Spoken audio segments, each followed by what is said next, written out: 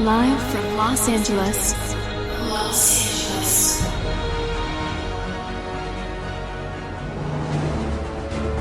It's time to get inside. The Gamers Dome with your host, Scott Gerhardt. Bringing you all of today's gaming news and information all in one place. Sit back and enjoy the ride. Welcome to the Gamers Dome. Welcome everyone to episode 26 of the Gamers Dome. I am your host, Scott Gerhardt, and this week we have a very special guest co-host with us. He is the comic editor for Semantic Publishing, the senior editor for Keyleaf Comics, a true comic historian whose credits include being a fact checker on the Creativity of Ditko by IDW Publishing. Matt Dunford is our co-host and guest this week. Hey, Matt, how you doing? Oh, I am exhausted from Comic-Con. It was a wonderful weekend, but I'm happy that I did it, and my back is broken. I didn't sleep too much, but I had the best 4 days of the year, as I always do. I unfortunately had some scheduling conflicts and could not make it. I really wanted to, but... yeah, it's a shame. Yeah, well, that's one of the good things about having you on the show. We will, when we hit segment 2, we're definitely going to be having a lengthy conversation with you about your experiences and being a 20-year veteran of the con. So, and I look forward to sharing all my experiences. Lord knows I'm among the more experienced cats around the con, and I just love sharing all the stories that I have. And I mean, what's in these memories? I mean, why hoard them all up to myself? Yes, absolutely. But well, see, this is where I'd ask you how was your week, but I know exactly how your week was. Your week was at Comic-Con, thus it had to be awesome. Yeah. So, I mean, why wouldn't it be? Of course. I mean, I spent a little bit of time gaming this weekend, so we're going to get to that in the segment 3. But we're going to go ahead here and start in with our gaming news and information of the week. And let's go ahead and start with Xbox One and pre-orders. So, as we fairly well followed here, Xbox One is not exactly winning the publicity war. E3 wasn't exactly the most stellar showing, was it? It was not, but despite this fact, GameStop has actually announced that their pre-orders for the Xbox One, according to Chief of Staff Aaron Greenberg from Xbox, are quote through the roof. He said demand was through the roof, so pre-orders have stopped. So, despite losing the publicity war, I guess it doesn't matter how much you lose the publicity war if you're winning this. Or I don't know if they're winning the sales war, but if you're selling the units. Well, any publicity is good publicity, and of course, all that negative publicity that they had at E3 certainly, got their act together. I mean, the lack of backwards compatibility and the fact that the system had to be online all the time. Those are just major inconveniences. And of course, I mean, sure that they were doing it to get around the whole used game scalping of that GameStop often does, but they didn't really get a chance to explain themselves. But the backlash was enough for them to okay, maybe we should listen to the fan voices that we have. Yeah, no, absolutely, and it's been part of the problem is that you've got to be careful on how many negatives you put out too early. I mean, in fairness, I mean, it's good that they put them out and then they fixed them and they've done stuff well in advance of it actually coming out, but. Again, in the end, the only real numbers that truly matter are the sales numbers. And, I mean, you can have negative publicity all day long, but if you're selling out of your pre-orders, then that's a pretty good sign that you're at least doing something right. Oh, yeah. And, of course, it's got if they're filled to max capacity, it's just, more money in the pocket for them. And at least, they get, the price point right, and they're willing to listen to their customers this time around. I think that's a step in the right direction. Yeah, absolutely. And here's the kicker right now, pertaining to pre-orders and stuff like this. According to some analysts, Xbox One may have as many as 3 times more units at launch than the PS4. So, I mean, theoretically, based on allocations, etc., you've got to think.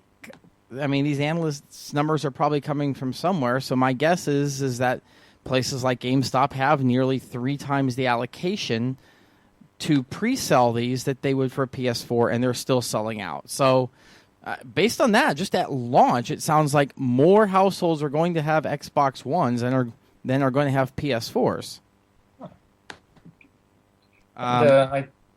I think that's I guess it's a step in the right direction. I mean, I just looking at a couple stocks over the past years. I know Sony was hurting a little bit from like lack of television sales, and software sales weren't hurting, and of course Microsoft, who's already one of the world's biggest conglomerates around. It's they certainly have the money to reinforce that.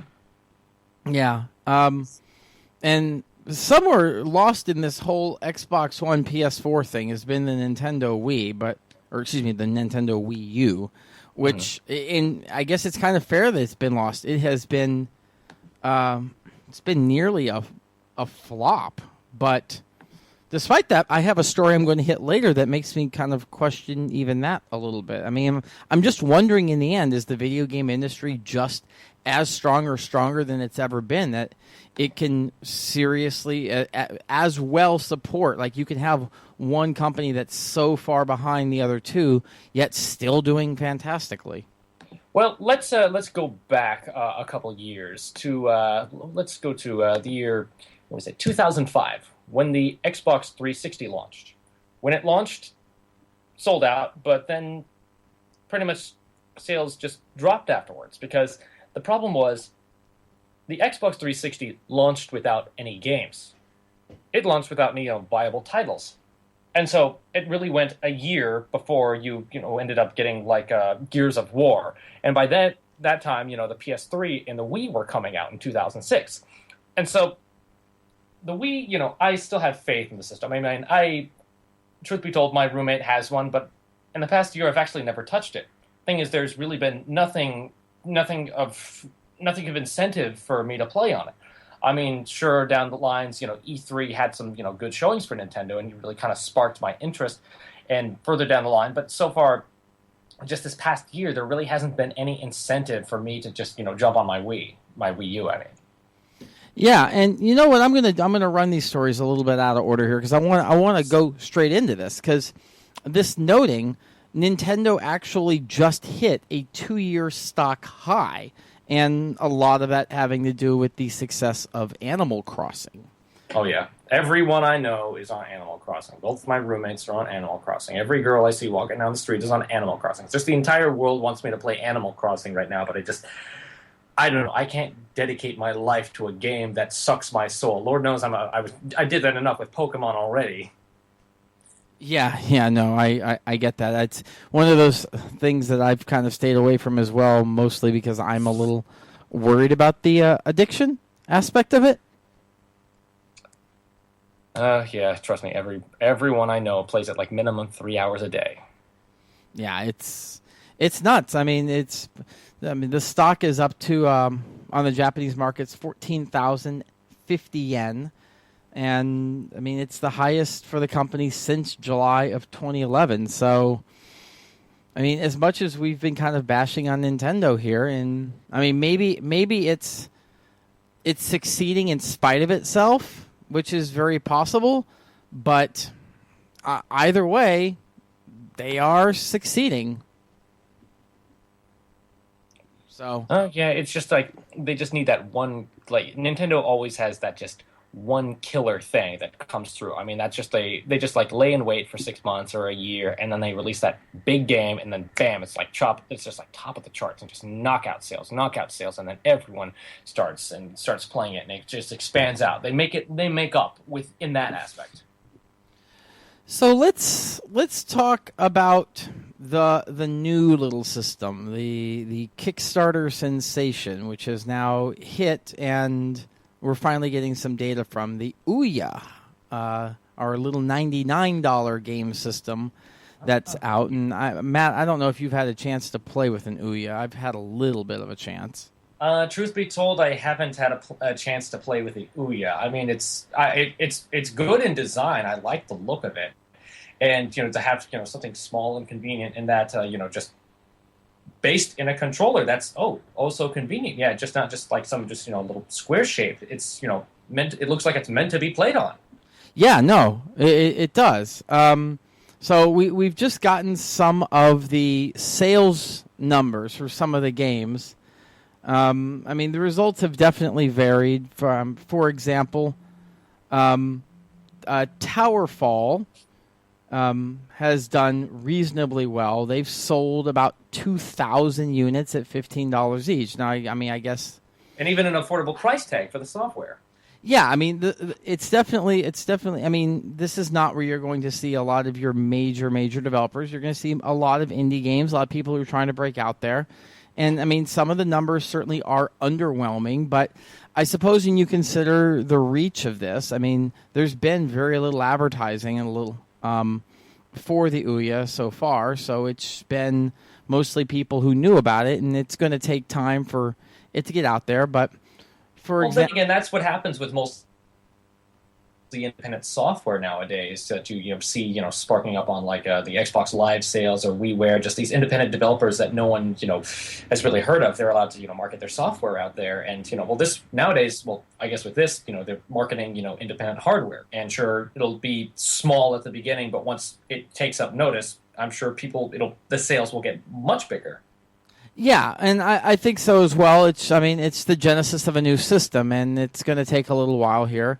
Other things like Nimblebit's title, Nimble Quest, has been downloaded 6,508 times, but purchased 122, which brings the total profit for the game to $427, which, again, underwhelming to start with, but these aren't necessarily your big budget studios. These are people who are looking to get their game out there, and some of the games, it's just a matter of, they're out there, they're going to get more downloads, they're going to make more money.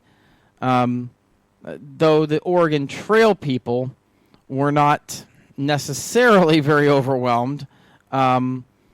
They had all of 501 purchases from a little more than 13,000 downloads. And so they're saying, quote, I don't even know if it was worth the man hours yet. So it's interesting. Again, it's so hard to tell right now whether this is a success or not.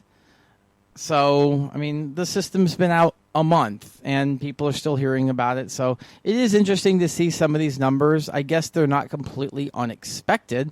I'll be interested to see more what they look like at the end of the year, or maybe even this time next year. I think it's just going to take a while. And especially with you would think this would be a good time to release ahead of the Xbox One and ahead of the PS4, unless people are just saving money and saying, well, that's just $100 that I could spend towards that system. So, well, it's just, it seems, I got to say, I'm not even sure if I'm pronouncing it just right. It's a Ouya? Ouya. Ouya. Okay, I just thought it was like Ouija board. Trust me, it took us weeks on this show to finally figure out how it's properly pronounced. And luckily, when you boot the system up, it actually says the name for you. So from that point forward, you're like, yep, it's Ouya. Okay, Ouya. All right. So, okay. But I think, it'll start small. It'll get bigger. It'll be, for the most part, it'll be a hipster system. It's like, us like few will play it, and then you'll just see it around, and then people will say, "Oh, wow, you can take your controller everywhere. Yeah, you can just play games on it straight up," and just But yeah, that's how all these these small gaming companies have to start, because for the longest time, it's been the big three, and to make a dent in gaming,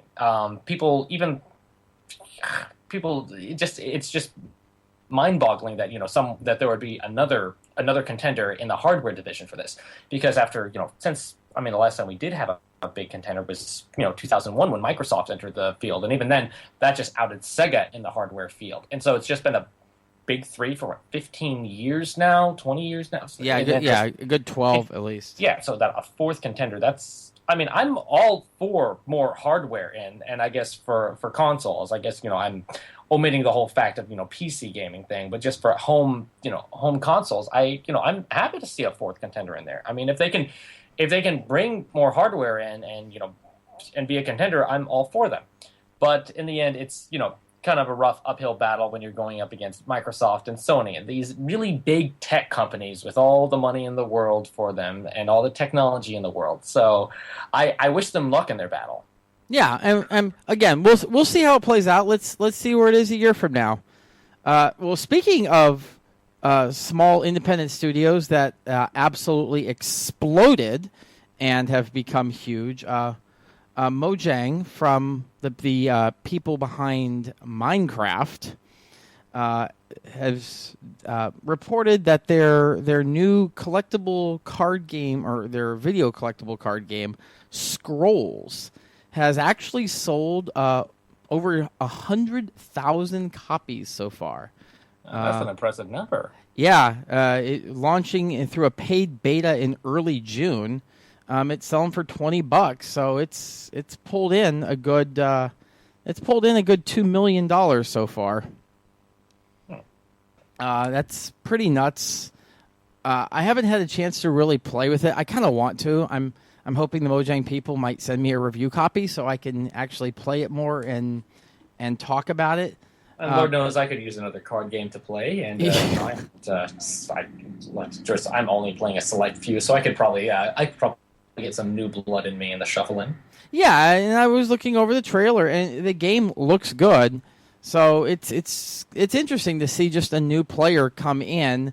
They come in with this one just absolute runaway success with Minecraft, which I'm going to be real honest, between you, me, and everyone who's within earshot, I don't get Minecraft. I just don't like. It's just not my thing. But I know so many people that are into it. Maybe it's just my personality. No, it's not just you. I mean, I've given Minecraft a shot too, but it just it's fun for a short-term thing, but I just don't see how people can just play it so much and just and yes, it's a creative design, but it's just not exactly for me. Yeah, but yeah, I know lots of people. I mean, the old co-host here, Amber. She was reporting every week how she was playing Minecraft. She was playing Minecraft, and I watched her play Minecraft, and she just got into it. I mean, I guess it's just something that certain people can play for hours. Though speaking of companies that are very good at making games that you can just play for hours, Blizzard. So this is an interesting story. Blizzard filed a trademark application for the phrase "cute but deadly." What? The application covers a range of goods and services, including milk bottle caps, socks, T-shirts, papercraft, and action figures. Cute but deadly. Cute. Yeah, I mean, I mean, we're sitting here. I guess are they still talking about Mists of Pandaria? I can't imagine that they're talking Mists doing that now.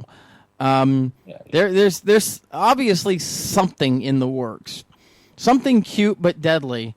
So I mean, but we don't necessarily know what. I mean, it could be any game. It could be a game that's not even out yet. Who knows? It's just one of those interesting things to trademark, and I think I was just amused by the milk bottle caps part. The milk bottle caps. Do they still have bottle caps for milk in this day and age? Well, I mean, yeah, sort of. I mean, they have cartons and they have jugs. Yeah, there's a cap on those, I think. Yeah.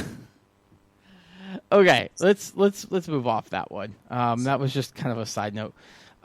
So here's an interesting thing. As a show who likes to cover a lot of crowdfunding projects, Kickstarter, Indiegogo, etc., I find it interesting that Wasteland 2 has been delayed due to the success of its Kickstarter, which I guess makes a lot of sense if you think about it.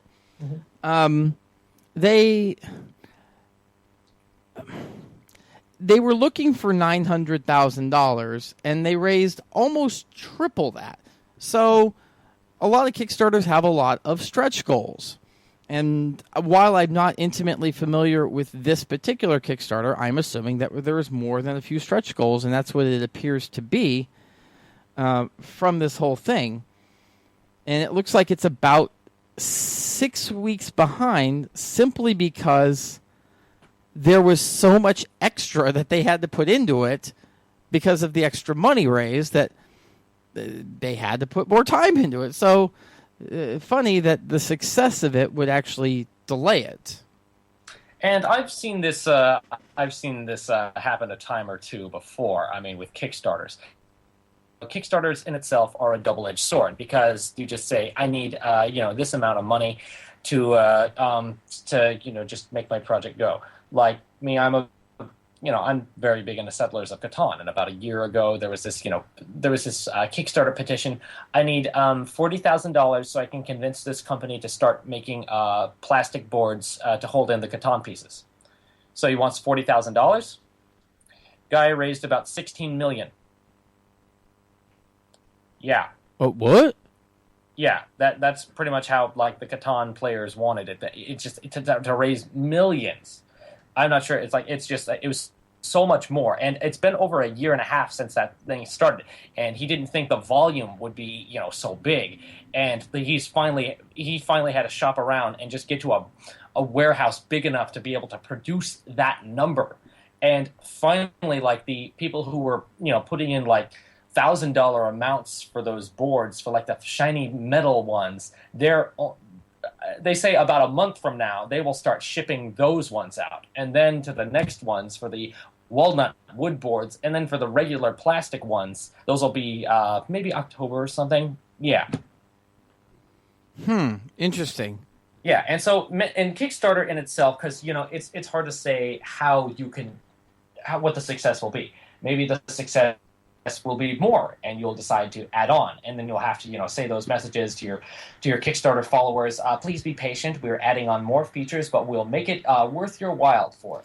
Yeah. Or or the other times I've seen Kickstarters. I've seen a Kickstarter for a graphic novel called Sullivan's Sluggers. The guy just wanted about $20,000 and ended up getting way over $300,000 for it, and because of that, and he had to deal with making more copies for production, and then the guy promised that this book would be a Kickstarter exclusive, but then he started selling extra units on Amazon, which really pissed off a lot of people, and he didn't plan accordingly for international backers. And so those people really got screwed over when they found that they had to pay an extra $25 in shipping to get their books issued out to them. And so this guy just didn't plan properly, and he just got really screwed over by this whole thing. Yeah, you've got to do. You have to plan for success, but sometimes you have to plan for over success and make sure that you're ready for it. So, and it's something that a lot of people don't necessarily plan properly for. So. Though I want to jump back here to the whole video game thing because I do have one more console topic I want to hit on, and that's dealing with the DVR space for the new PS4 and the Xbox One. So it's been revealed here at Comic-Con. It came out that the Xbox One has a DVR that records the last 5 minutes of gameplay. So basically, it constantly is keeping a cache of 5 minutes of the last thing that you've played, and then you could start the DVR, and then it would be recorded that. Oh, sweet. Now I can YouTube all my videos of me beating down some people. Nice. But the PlayStation 4 is believed to be at 7 to 15 minutes. We're not exactly sure yet. I think they're trying to push out 15, but they're not sure. It may actually work out to 7 by the time it's all said and done. So, it's an interesting feature. I like that it exists. I guess for some people it might be very breaking if you post a lot of videos of gaming. So I just thought it was an interesting little note. Yeah, it's nice, but I prefer just to say I like my accomplishments to be my own. I'm not like the kind of guy who will just put them on a trophy rack on YouTube and say, "Oh, look what I did! Look how many combos I got on this." It's like it's just not for me. Huh. But it's some people who do competitive gaming and they unlock achievements that they really want people to see. I mean, it's more power to them rather than having to mount in a shaky camera, or if they just want to do some live streaming or delayed streaming for events that can't be streamed live, just so people don't miss the entirety of the action. That's a good thing. Yeah. Okay, two more stories here because we're running a little bit behind. Konami at Comic-Con teased a new Castlevania game, which was interesting, but that Mercury Steam will not be... How many times does Dracula have to die? What? How many times can Dracula die? Well, we're going to keep trying, only with better graphics every time. Speaking of the Comic-Con roundtable interview, Castlevania producer Dave Cox said Konami's learned a great many lessons as it relates to the performance capture for the series and suggested those lessons could be applied to an all-new game. But Mercury Steam, the people who did last one, will not be doing it. So, because, quote, it has nothing left to say in the universe. So, I've not followed the Castlevania series real close. I do remember playing some of the early games for it, and it's one of those series I like seeing go on. It's a fun series. Yeah, though truth be told, I can't say I've really played it since like the Game Boy Advance era. And our last little note out of Comic-Con as well, getting off of the video games and onto the card games, Magic the Gathering announced that 5 new Commander sets will be out in November, which was really awesome. They're putting out stuff, some new cards that are very specific. There's going to be a total of 51 new cards between the generals and the decks. A lot of the generals will have abilities based on the amount of mana that you pay for them, and I love watching them be able to support this format because it's an odd casual format, but it's something that the players absolutely love. Yeah, I gotta say, over at Comic-Con over the weekend, I was seeing some of those cards, just single ones, some of those Comic-Con exclusive ones, flying off for like scalpers, asking $250 for them, and people were biting. Yep, the Black Planeswalkers were absolutely nuts. Yeah, they were extremely limited. So, well, when we come back, actually, Matt, you and I are going to have a sit down here, and we're going to talk a little bit more about your Comic-Con experience. I want to hear everything, not just your experience from this year, but from previous years. We'll get into all that when we come back. You are listening to the Gamers Dome on the Drawing Board Radio Network.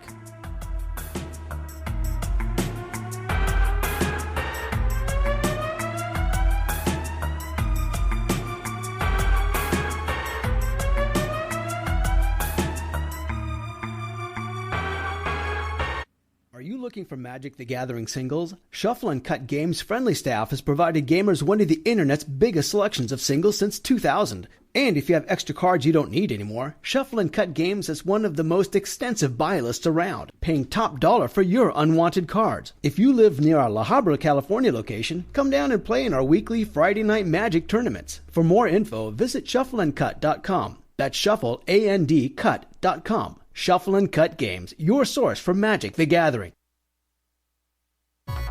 Attention techno fans, you're listening to Electro Motion by Studiotronics, just one of the many exciting tracks from their album Straight from the Source. Stimulate your brain and get your body moving to these high energy cuts. Also, check out their newest single available for download, Electro. Don't just sit there, get your fix for Studiotronics, now available on iTunes, Amazon.com, and CDBaby.com.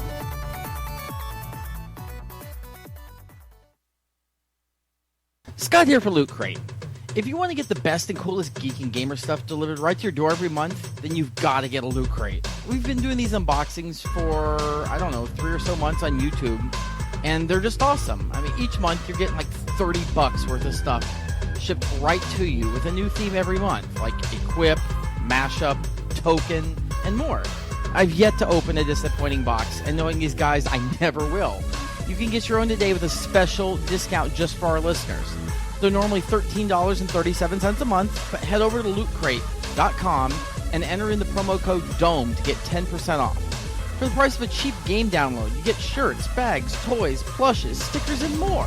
You never know what they're going to ship that month. It's great. So just head over to lootcrate.com, sign up with promo code DOME for 10% off. You'll be glad you did. Again, that's loot, L-O-O-T, crate.com, promo code DOME for 10% off.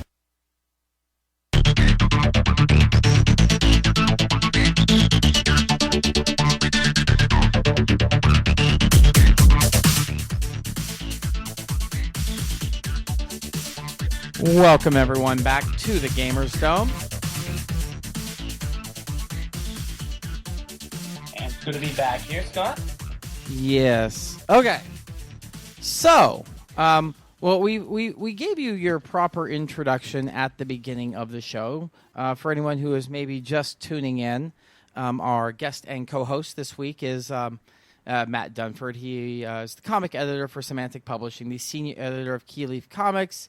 And this guy is quite the comic historian, unlike anyone I've ever actually met, including doing fact-checking for the creativity of Ditko. So, Matt, you've been going to Comic-Con for 20 years now. I guess let's... Indeed I am. Why the interest? Tell me more about your actual interest, I guess, in comics and Comic-Con in general. Well, I started off like most kids, learning to read via very picture-heavy books, Sunday strips, Dr. Seuss books like that. But as soon as I actually learned how to read, I was about 6 years old. This was like 1992. My first. And I just learned how to read, and I remember walking through the halls of a Toys R Us, just that fateful summer day in 1992, and seeing this big shiny cover of collection of Spider-Man comics, 30 Spider-Man comics, all for sale up on this rack, and just that shiny foil cover, which was the main drag for kids in the early 90s. It just caught my eye, and so. 1992 being the 30th anniversary of Spider-Man, I was just, hooked on that hero myself. I'd been watching a Disney afternoon show called Darkwing Duck, so I'd already satiated my taste for superheroes with that. But now I started reading Spider-Man, and I got the real deal. And then, later on that year, I had the introduction to Batman, the animated series, so I got another superhero going on there. And I just, I just loved, the comics. I just loved, just picking up a book, just like, going to the grocery store with my folks and just, they'd, buy me a candy bar and the latest Spider-Man or X-Men book, and I would just, read them till the pages fall apart. And so from there, I just think they're just, I've always just loved comics. I think they're the greatest entertainment medium around for me. I prefer them to, television, movies, or video games, really, just because you control the pace. You get to, go at your own spot. It's like, and I've always had this belief that if you, bring together the greatest writer around and the greatest artist around and put them together to make a comic, you'll have the greatest piece of art ever created. Nice. Excellent. So, so let's get on here a little bit more on Comic-Con specifically. Mm-hmm. I mean, again, you've been around for 20 years, and you've seen this con, go through a lot of changes. What are your thoughts on, how is it actually, evolved since you first started attending? Okay, so my first Comic-Con, which I went to, I remember it was just a morning, I was just, watching cartoons. I just finished up watching the X-Men cartoon, and then my dad, I was just hanging out with my dad, and I see this, this advertisement on TV for, come down to the San Diego Comic-Con this weekend only. And I say to my dad, hey, can we go down to can we go down to Comic-Con? I said, sure. And so he loads me and my brothers into the car, and we all drive down, and, we park down there. We buy our passes the day of. We walk around, we buy some action figures, we meet some creators, we buy some Pogs. And then at the end of the day, we leave the convention. And, some people come up to us and say, hey, are you guys all done with your passes for the day? Can we have them? They say, sure. And we give them our passes. None of that stuff is doable anymore. To buy your passes, you need to get your passes, 6 months in advance on a one day of, and you have a, 2-hour opportunity to get them. And then just from there, parking the day of, no, it's just a nightmare with, public transportation getting down there. You have to, it's also a 1 day, 1 hour opportunity to buy parking.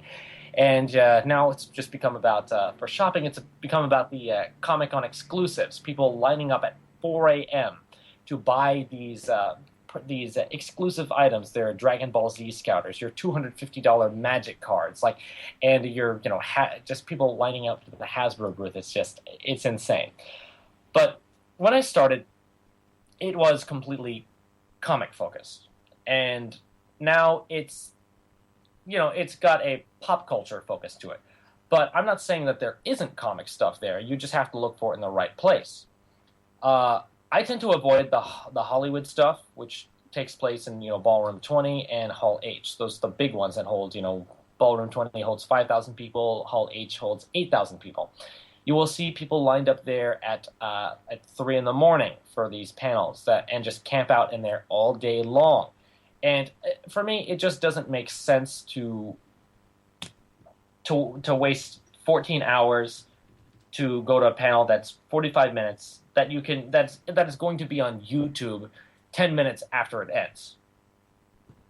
Yeah. I mean, I feel like I've been able to experience a lot of Comic-Con from the just from sitting in my desk chair and watching videos on YouTube. So without having to go through the people, though, there certainly is. I mean, I have attended a couple of years, and it certainly is an experience in of itself.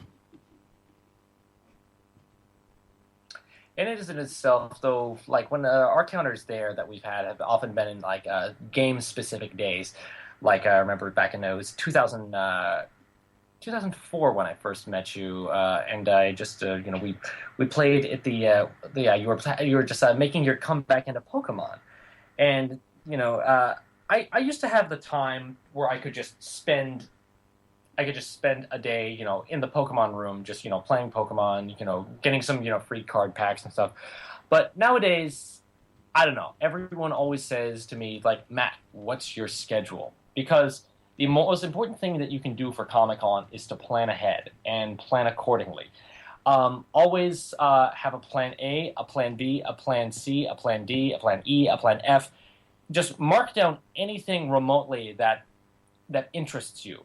Because for the most part, your plan A, okay, maybe your room's going to be too packed. And okay, can't get into that. Or plan B, or maybe you took a lunch break and you couldn't make it to that. I mean, every external attributes happen. So just pretty much there is something for everyone at Comic-Con. Whether you are a gamer, whether you're into movies or comics or film, there is something for everyone there. You just need to know where to go for it. And for the most part, people will complain about, oh, Comic-Con is too big and too overwhelming. You can't do everything. You can't do everything in that week. Well, in the end, that's a good thing. To give you options, to give you alternatives to do. And that's, a great thing. I mean, I've gone to smaller conventions which were just completely about the comics. And truth be told, I am a comic guy, but at those smaller conventions, I get bored because I'm not overwhelmed, and there's not enough to do. You can just, go to these panel conferences and just sit around there just, doing one thing and then go back down to the floor and just, to look around and browse stuff. I mean, there's only so much of that you can take before you want something else. And, these conventions, they work like an ecosystem. We need the gamers. We need the comic geeks. We need the film fans. We need the cosplay girls. And, we need, the new people just to all function together to make a thriving convention scene. Yeah. So it's so overall, give me I guess take this as though you were maybe a first or second year convention goer. What are your thoughts on Comic-Con 2013? Like overall, like are you still like as enamored with it? Oh yeah, I loved what Comic-Con was this time around. Just as a for Comic-Con 2013, I can say that they've really got their act together. Now, getting their act together, it's basically composed of making use of the surrounding environments. Because when you put 130,000 people inside the convention center, things get a little overwhelming. They get claustrophobic. But the neighboring buildings around downtown San Diego have started, taking advantage of Comic-Con. For the most part, off at the Marriott Hotel. That's where they put all the video game stuff this time around, because usually they would put them off in the corner in Hall G, and there'd just be this big line of people just waiting and waiting and waiting all day long to play video games, and it would just cripple the foot traffic. And so putting all the video game stuff off in the Marriott was a very good idea there. Interesting. Other things that they did downtown is Petco Park, our baseball stadium. They put two big events down there. They put in the Walking Dead survival obstacle course, which is you can pay however many dollars it was, like $80 to just run the obstacle course, and then you are just chased through a post-apocalyptic Petco Park, being chased by zombies. And if you make it to the end, you get a special Walking Dead variant cover, which is like worth like $100 or something. Like I forget how much last year's one was, but it was fairly pricey. And then they did another good thing in Petco Park as well. They did Nerd HQ, where fans could just lounge about, get some drinks, and they would have special events that you could pay for. These smaller, intimate panel conferences with big Hollywood stars, and they were all hosted by Nathan Fillion. So just he was a nice guy and a class act. I went to the Kick-Ass 2 panel down there, where they brought in Mark Millar, who's the writer of Kick-Ass, John Romita Jr., the artist of Kick-Ass. They also had Christopher Mintz-Plasse, who played McLovin. He was there. John Leguizamo came down for the Kick-Ass panel, and then Donald Faison was there. Pretty much everyone except for Jim Carrey, who's no longer supporting the movie due to his personal reasons. But yeah, Nerd HQ was good, and although you had to pay about $20 to get in these intimate panels, they donated all the proceeds to charities, which is very good for them. So it's nice to see that the big Hollywood stars are giving back and doing this for a good cause. Yeah, no, absolutely. It's very interesting. I'm going to attempt to block off this weekend if I can next year, so that I can absolutely go. So I was going to ask, well, I mean, you've been answering a little bit here about some of the things that you did. Obviously, I mean, we're here at a gaming show. What kind of gaming stuff did you get to see and experience while you were there? Well, my schedule at con was very busy, so, I didn't really have a lot of time for gaming, regrettably, but I did stop by for some cameo stuff. I visited my friends up in the mezzanine area, which is where they put all the gaming stuff. They had Mayfair Games had an area for the Catan players. There was also a room for Munchkin. The Pokemon people also had a room. The Magic players had a gigantic hall where they could play games in. And one of my good friend Abraham ran the Fanboy Gaming Room, where they had a bunch of Xbox kiosks for tournament play all day long. They had Injustice going, they had FIFA, they had a Call of Duty, Halo, whatever had, just running tournaments all day long there for people who wanted to just do some gaming. Yeah, interesting. Yeah, I always loved the gaming that was at Comic-Con. So, what was one of your, if you could pick one thing from Comic-Con this year that was absolutely your favorite thing, what would it be? My favorite moment from Comic-Con, actually, I gotta say, was this the most hilarious thing. A group of friends and I were walking to dinner, and we were just walking through downtown San Diego. And we should spy one of our favorite creators, Mr. Bruce Timm, who is the man who created Batman the Animated Series, our favorite TV show from our youth. And now he's the head of Warner Brothers Animation. And he was outside this cowboy bar, and he was really drunk, and he was just smoking a cigarette, and he was like screaming at this guy on the cell phone, and we're like, oh, wow, this is hilarious. It's just to see, one of our, childhood icons just kind of just like, being, surly like that. It was just a hilarious moment. But as for me, I had, I think that would probably be the most entertaining moment of all. I had some other great moments there. For me, one of the most opportune, memorable stories to tell that I had there after the Bruce Timm thing was I got to meet legendary comic artist George Perez, who's he's drawn for Justice League and Superman and the Avengers. And he's most prominently known for the 1985 miniseries Crisis on Infinite Earths, in which he was the one who drew the death of Supergirl. And there's this iconic cover that he drew, Crisis on Infinite Earths #7, where Superman is holding the dead body of Supergirl, the iconic Death of Supergirl issue. And George and I decided to recreate this picture for recreate this for a live picture. And so he's picking me up, this 60-year-old man. He's picking me up, still pretty strong for his age. And I'm, laying there dead in his arms. And then as he sets me down, there's a chair that was in between my legs, and he set me down, and I hit myself right in the junk onto that chair as he put me down. I saw that picture on Facebook, and I saw that comment, and I admit I had quite a laugh from it. Yeah. So, like, one of the greatest artists in comic history resulted in me getting hit in the junk. Oh. Yeah, that's his story to tell. Yes. Well, I certainly appreciate your expertise, stories, experience, conning. Yes, all of the above on this. So now, when we come back, though, we are going to do our Kickstarter of the week, talk a little bit about what we have been playing, and put the wraps up on this week. You are listening to the Gamers Dome on the Drawing Board Radio Network.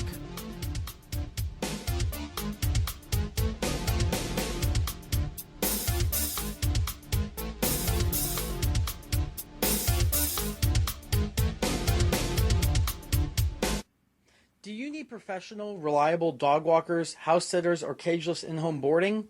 Check out my friends over at Leash and Lodge. They use GPS tracking for their walks, so you know they're always showing up when they say they do. With a 5-star Yelp average, they're the only guys you need to know. When you sign up, mention promo code DOME to get $15 off your first invoice. Check them out now at leashandlodge.com. That's leash, A-N-D, lodge.com. Leash and Lodge, because the better way is finally here. If you enjoyed the classic radio shows of yesteryear, then come to the Richard Go Theater in Long Beach this weekend. Actors will entertain you with a recreation of great radio shows in front of your very ears. This weekend, we present 2 comedy classics by that master of Golden Age radio, Norman Corwin. In Mary and the Fairy, a bread company hires an actual fairy to grant wishes in a promotional contest. In My Client Curly, a dancing caterpillar becomes a huge sensation before mysteriously disappearing. Performances are at 8 p.m. this Friday, July 26th, and Saturday, July 27th. Tickets are only $10 and include both shows. The Richard Go Theater, home of the Long Beach Shakespeare Company, is located at 4250 Atlantic Avenue in Uptown Long Beach. For tickets and more information, visit lbshakespeare.org or call 562-997-1494. That's lbshakespeare.org or call 562-997-1494.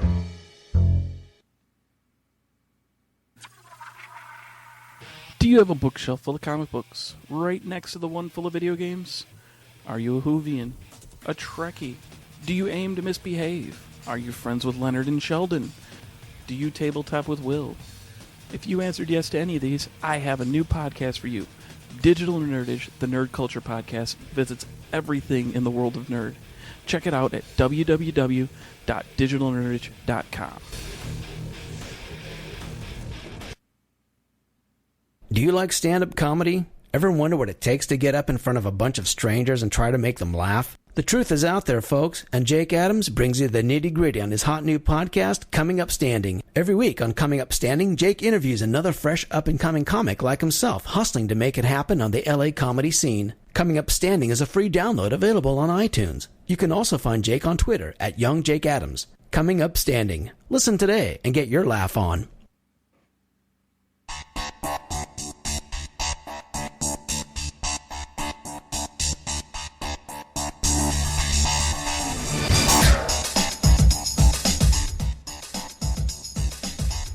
Welcome back to the Gamers Dome. So, I don't normally take a lot of time here to comment on the commercials that we just ran, but I'm going to in this case because we kind of set it up this week intentionally. The last two that we ran here were for Digital Nerdage and Coming Up Standing, which are a couple of other awesome podcasts. And I mention this because they are both signed on to be part of the Drawing Board Radio Network, which we've been mentioning this for a while and haven't gone too much into depth with it, but it's we are a little bit of a podcast radio network where we're going to have a bunch of different shows actually running and kind of cross-promoting them. And so I want to throw this out there at this point. If anyone out there is either running a podcast or a radio show, or you're interested in it, and it doesn't have to be gaming related at all, like Coming Up Standing has nothing to do with gaming. Pretty much any conversation that you want to hit, feel free to give me a write, scott@thegamersdome.com. I would be happy to work with either existing podcasts or people who are looking to develop new shows as well. So just kind of throwing that out there as my little Drawing Board Radio plug. So now I would like to move into our crowdfunding project of the week. And I really need to call it crowdfunding project because while a lot of the stuff is Kickstarter, not always. And this week we have another Indiegogo project I want to hit. And we've been doing a couple of these lately, and I kind of get a kick out of them. A couple weeks ago, we did one that was geared more towards kids. Well, this one is geared very much towards kids, very, very young kids. It's called Geekling Designs, and if you go to our Facebook page, you will be able to see a link of that. That should be going up here shortly after the show.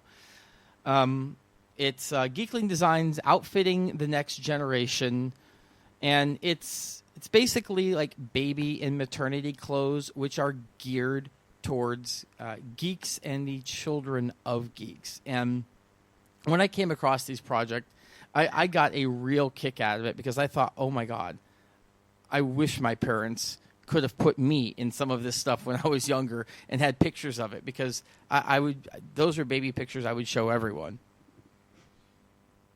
I mean, Matt, if you were a little baby and you had a little crocheted R2-D2 hat, wouldn't that be cute? Yeah, sadly, my parents dressed me up as a pumpkin for Halloween, and so I didn't get any cool costumes. So yeah, I was always SOL on that. Thanks, Mom. Oh, your mom's a nice lady. Yeah, she is. Bad fashion sense for me, though. Yeah, fair enough. But yeah, like some of these, I got a real kick out of the maternity shirt that says proofs that geeks have sex. I got a real kick out of that one. We do? What? We do? Well, some of us. Okay. Occasionally. No one told me. Oh, well, occasionally it's a good thing. But okay. Yeah, there were a lot of like pacifier clips and hair clips and like toddler shirts, hats, maternity shirts, a whole bunch of other stuff. It's a whole line that they're trying to get up off the ground here. They definitely could use our help. They're a Canadian company. They're only looking for about $1,200. So it's not like they need a lot. And there is quite a bit of really neat stuff. So check out the Facebook. Oh, I believe I have it posted up on Twitter as well. for Geekling Designs, or you can just search for Geekling Designs on Indiegogo and check them out. So what we've been playing. So I will, you know what? I'm going to go first this week because I want to go first. This weekend I played in a Magic Grand Prix trial. This one was for Oakland. I ended up coming in second place, which, I mean, it's always disappointing when you lose in the finals. But in fairness, I really wasn't going for the buys. I was going just for the Planeswalker points because I should get the buys in of themselves just through having enough points. But I mean, it was interesting. I lost my first round and then kind of ran off 5. It was like 5 in a row until I hit the finals, and just got thoroughly crushed in the finals. Which it was M14 sealed. I had a reasonable sealed deck. I didn't think it was amazing, but it was certainly solid. I got a good. I got that one Mythic Hydra, which was definitely won me some games. We'll be putting up some videos on YouTube if anyone cares to actually see inside the Gamers Dome. Outside of that, I've been playing some Candy Crush, and I've actually picked up Lost Cities again, which I've gone over that game before. It's a great Reiner Knizia game. What's with everyone in Candy Crush? Oh, don't play it. Don't. It's addicting. It's awful. It's crack. It's digital game crack, and I mean, it's just addicting. It's easy in the respect that it only takes a couple of minutes to play a game. It doesn't take a lot of time. You can just pick it up on your phone. I think it's the accessibility to such a wide variety of people is part of what makes it addicting. The fact that it doesn't take long. It's cerebral enough to be fun, but not so much that it really drains you. So it's just not that. It's just time consuming, but not really all that engaging like a real game should be. Yeah, and Lost Cities is a great game. I mean, it's a great simple card game. I've talked about it before. You can easily look it up on like Board Game Geek, or there's even an iPhone version of it, which is a lot of fun about putting cards in ascending order and trying to have enough points at the end. A game I enjoy very much. Matt, now I know, Matt, you've been a little busy, obviously dealing with Comic-Con and stuff like that, but you've been doing a little bit of gaming here, right? Oh yeah, I do a little bit of gaming here and there. So what have you been playing most recently? Most recently, let's see. I'm big into Settlers of Catan. That's always my game of choice. Me and my friends will always, just gather together on a weekend night and just play Catan with typically our expansion of choice is Cities and Nights, and we'll just sit there for about an hour and a half playing that game, just backstabbing each other, hearing our angry nerd rants as we go through and just play it through. I've been addicted to Catan for about 5 years now, ever since college, and I just cannot. I just still cannot get enough of it. It's just got so much replay value. Excellent. And I know you had mentioned earlier that you actually were at Pokemon Nationals recently, right? Yes, I did go to the Pokemon National Championships at the beginning of July. The thing about that was, I haven't played Pokemon for a while, but I did miss all of my good friends because, it was pretty hardcore for about, 7 years straight, from like 1999 until like 2006, I think. And, usually the World Championships is held in, either Anaheim or San Diego, but this year it's being held in Vancouver. So I decided, well, I can't let another year go by without seeing all my old Pokemon friends. So I decided to go out and just, have some fun and go out and, just hang out with my friends. Now, of course, I couldn't compete in the tournament because they actually have this thing where you have to have played in a number of tournaments where you acquire championship points. And if you don't have enough championship points, you can't play in the main event. So I just, mainly just stuck to playing side events and that sort of thing. But, it was a good event. It was great. Actually, one of the guys from my local Pokemon League, Edmund, he ended up winning the national championships. So it's big ups to Edmund. And then after the whole tournament, I mainly, oddly enough, spent some time podcasting on the on the Top Cut, which is a Pokemon card game podcast, and I just would play with some old school decks. They had decks from just about all eras, from like everything back from 2000 to modern day, and we would just play we just play all night long till like 3 a.m. and just getting our bit of a nostalgia overload. But I still love Pokemon. I think it's a great game. It's it was my card game of choice. I wasn't a Magic guy. I was a Pokemon guy, and I think come September I will start playing the card game actively again, because this event shows me just how much I do miss the game and how much of the strategy I'm missing out on, and yeah, I don't feel whole without it. You know what? I understand that. I kind of felt that way a bit about Magic when I got back into it. So, and I think if I really got into Pokemon again, I probably would feel the same way. I obviously. Because that's how you and I met. I obviously was in pretty big for a few years there. So yeah. I totally get what you're talking about. So we have come to the end of yet another show. Matt, thank you very much for... it's a pleasure to be here, Scott. Yeah, it's love having you. Very insightful, great interview. We should do it again sometime. Yeah. I want to thank all of our advertisers. I want to thank a lot of our live listeners. I appreciate that. As a side programming note here, guys, at some point we're probably going to change the day off of Tuesday at 7. So this is kind of one of those, it may happen without notice. I mean, maybe not on-air notice. So make sure that you're subscribed to us on Twitter and Facebook. All of our announcements about any changes like that will certainly be going up there. We're going to try a few other time slots and see if those work better for a few people. Thank you to Carl Arena, who does a lot of the commercial spots. I appreciate that. Thank you to Melissa, both of you, for your help with the game playing and the getting ready for the show. That's pretty much it for this week. Until next week, I am Scott Gerhardt for the Gamers Dome. And I'm Matt Dunford. And keep playing, everyone. Night. Night.